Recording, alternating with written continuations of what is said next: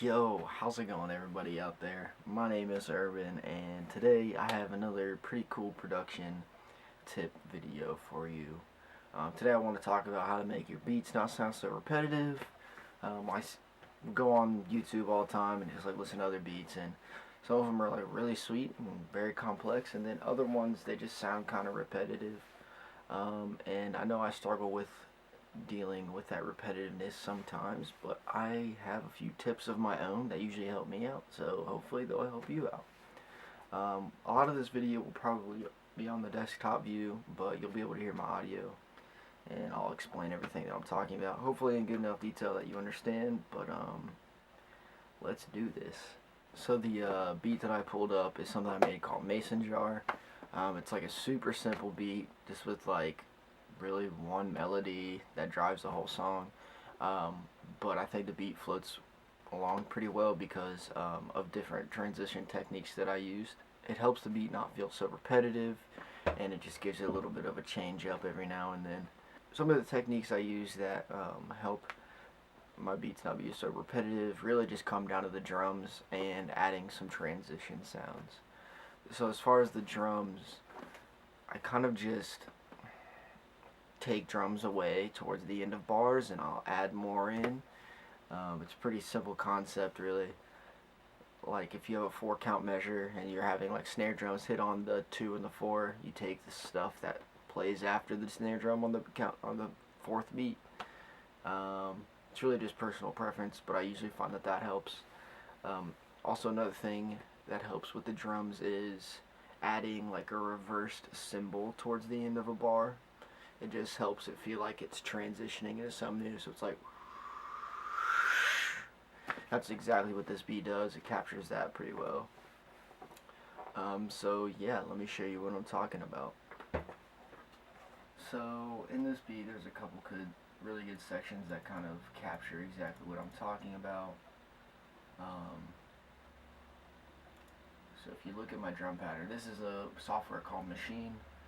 If you didn't know, pretty simple to use. You pretty much just lay patterns down and decide where you want things to go. But here's my drums. So if you can tell between these two drums, there are things that kind of end up missing and going away right here. So if you just pay attention to that, and if you look over here, my snare drum's right here, and it looks like it lands on the 3rd beat. So what I really did on this one was just take a lot of the stuff out that happens after the 3rd or the last snare hit, and that just really makes it feel like it's transitioning into something new, or not even necessarily something new, but it's just ending that bar and coming in maybe with more instruments, and it just makes the song help like it's floating along. So this is what I'm talking about. Start right here.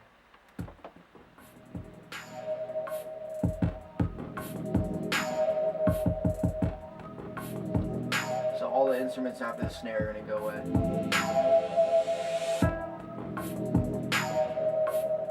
So I don't know if you noticed, but the small verb hat, the shaker, and the slow shake all go away after the 3rd snare hit. So that's a technique that I use a lot. Just take out drums towards the end of the bar. Just depends where your snare drum hits. If it's on the 3, you'll take stuff out after that. If it's on the 4, you'll take stuff out after that. Another thing I would use, that I was talking about using like a reverse cymbal or some kind of rising instrument. That's pretty much perfectly captured right here on the strong cymbal. It's actually a regular cymbal, but what I did was I reversed it, so it just feels like it's like, and you can pretty much get that captured right here. Same bar, but this note right here is going to be a long cymbal that is reversed.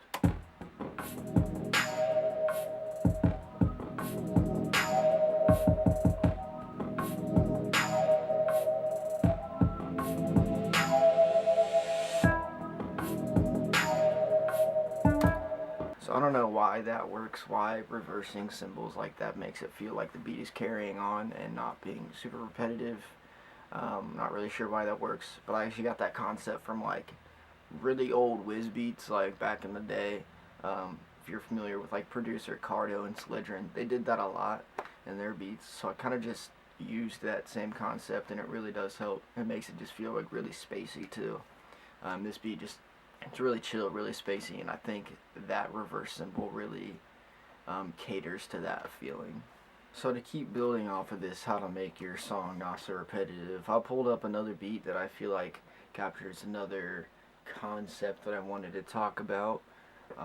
Just like adding more tools to your tool belt, keep using these, try them out on different things that you think will work. But another concept that I found that really works a lot to feel like a song is transitioning well and not being so repetitive is to reverse whatever sound you're using. In this beat that I made called Quiet Dance Party, I have a section at the end of the bar. Actually, it's a full length bar, but it comes at the end of a 16, so 16 bars.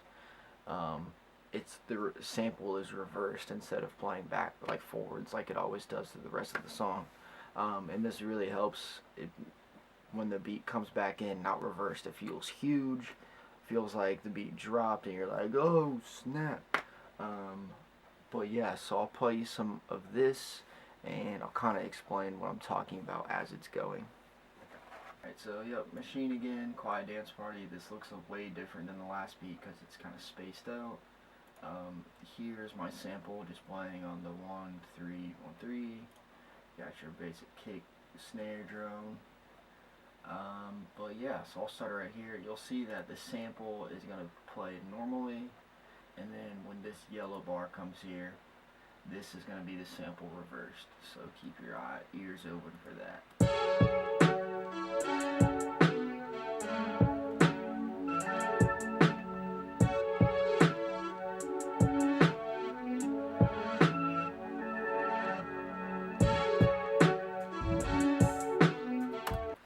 So I don't know if you could tell, but after it was done reversing and after some of those drums dropped out, like the technique I showed you on the last song, it really feels like something new was starting. And even though it's really the same sample playing throughout the entire song, it feels like it's getting a change up just because of these small techniques that I'm using. So one last thing I want to show you guys that I feel like helps me out a lot with transitions and making my beats not sound so repetitive are adding some like transition sounds at the end of the bar. And honestly, that reverse cymbal technique I showed you, that could be considered what I'm talking about. Just using that reverse cymbal at the end of your measures and the end of your bars to kind of feel like something is wrapping up. But I'm going to show you guys something different as well. But I might pick a different beat though, make sure I pick something out good that'll really show you guys what I'm talking about. So hang tight. Alright guys, so this is going to be the last one I show you, I think. This is a beat that I made called Vocal, I'm pretty sure. I think it's named Aretha on Machine, but I think I ended up changing. I think the reason I named Aretha is because I used like an Aretha sample. But I ended up not even using the sample. I think I scrapped it, just tried something new. But in this beat, it's pretty simple, really simple beat, honestly, but I think it's chill, it's laid back. So I added a transition sound at the end of the measure, and it's going to be a percussion instrument that's like a shaker, but it's also going to be an actual like scratch on a record. It's like, wah-oh, but it just feels like the song is transitioning, and it's just another technique that I use. Add a transition sound at the end of your measure and it'll kind of feel like it wraps up. So let me show you what I'm talking about, and yeah. So this is what I'm talking about. As you can see, it says scratch, and I have it placed on the 4th count of the 4th bar. But yeah, I'll just play through one of them and just listen for it. It's gonna come in. It's gonna feel like it's coming in late, but it's like perfect. It's what? Well, just pay attention to the scratch, and I think you'll get it.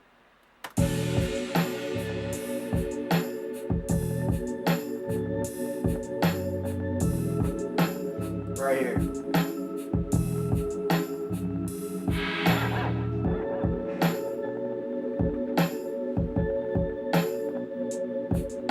I'll show you again.